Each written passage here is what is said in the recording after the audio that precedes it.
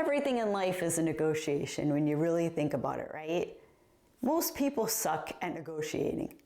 Entrepreneurs, leaders, and even the common everyday person does not negotiate well normally. So we think we're negotiating when we ask, can you do any better on this price when we're buying something? Meanwhile, the other side has a plan, a BATNA, a backup offer, and maybe even a lawyer, depending on the situation. And the worst part is you negotiate all of the time with vendors, with employees, with partners, with sponsors, even with your own family and your kids. If you didn't realize that those were negotiations, I've got news for you. You've probably been losing them. But good news here is that you can change that fast. Here are 5 negotiation tactics that actually work and won't make you feel like you need an MBA in hostage strategy. So the first one is BATNA, which is basically your backup for your power. It's the best alternative to negotiated agreement. Sexy, right? Sounds like a cool name, but this is your secret weapon. If you walk into a negotiation with no other options, you are toast. The person with fewer options always blinks first. That is just physics. Harvard research shows that negotiators with a strong BATNA, this backup plan, they're more likely to walk away with better deals and increased satisfaction as well compared to those who just wing it.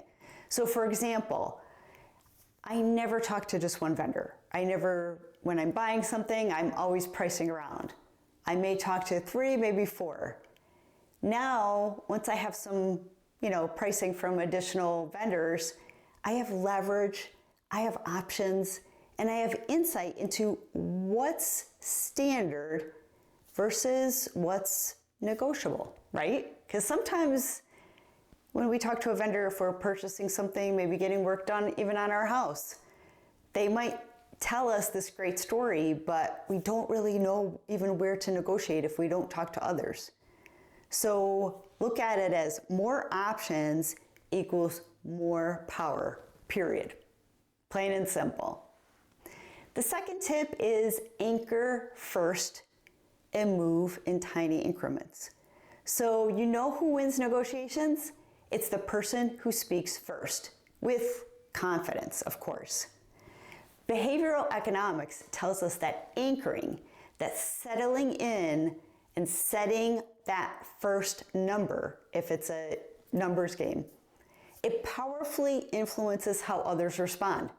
Even experts get nudged by the first number that they hear. So if you're selling, anchor high. If you're buying, anchor low. Then move slowly. For example, you say $3 million. They say $5 million. Don't say $4 million to meet in the middle. Say $3.1 million. Or keep the same number and maybe tweak the terms. You're signaling to them that I don't move much. I know where I want to be, and you, in fact, will need to do the dancing. The third tip in negotiating is multiple equivalent offers, or MEOs. So don't show up with just one proposal. That's like showing up to potluck with one slice of bread. No one's impressed. It's not going to go far, right? Instead, offer 2 to 3 equally great options for you, because you need to win the deal, right? But come up with 2 to 3 options that are really attractive. Stanford researchers found that giving people choices, it increases their satisfaction, even when all of the options benefit you.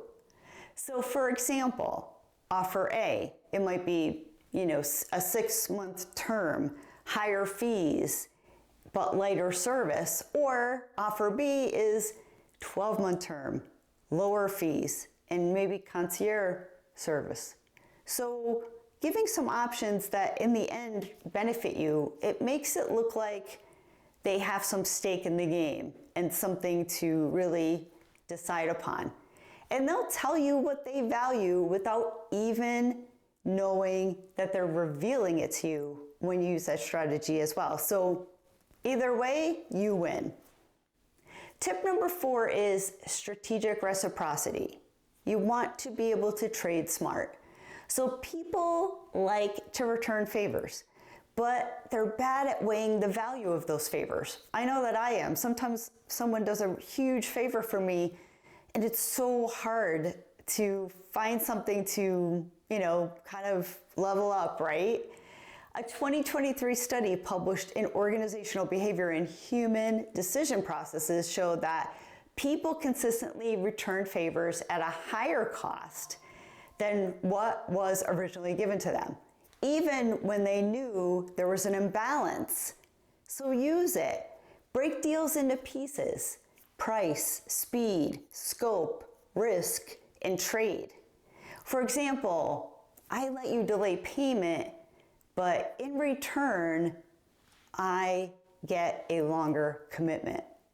Feels fair to you, actually wins big for me. You give an inch, you ask for a mile, right? So it's all about that give or take, but oftentimes it's really tough to find that even playing field. And number 5 is frame it like a winner.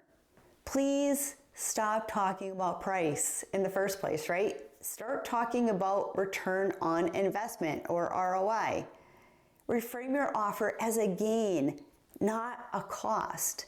So for example, a pool that costs $100,000 but increases the home value by $150,000, that's not a spend.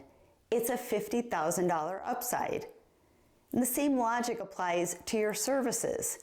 Don't say $20,000 for coaching. Say $20,000 to increase your deal close rate by 30%, which nets around 200 grand per year. So find a way to spin the cost into the advantage. And most of the time when someone's buying something from you, whether it's a product or service, there is an advantage in the end. So use that instead of all of the pricing. It's not a fee, it's a strategy. So stop settling and start winning. So negotiation isn't just for boardrooms and Shark Tank pitches. It's a daily part of your everyday life and your business. And your future relationships and profits depend on it. So let's recap. If you want to grow, you need these 5 things. You need to stop winging it. You need to start anchoring. You need to stack your best alternative or negotiated agreement, or BATNA. You need to offer smart choices, and you need to trade with strategy. The person who needs the deal less wins each and every time. So which tactic are you going to try first? I'm trying all of them. Why not, right? So if you found this content valuable, please consider sharing, please consider subscribing, and we'll see you in the next video.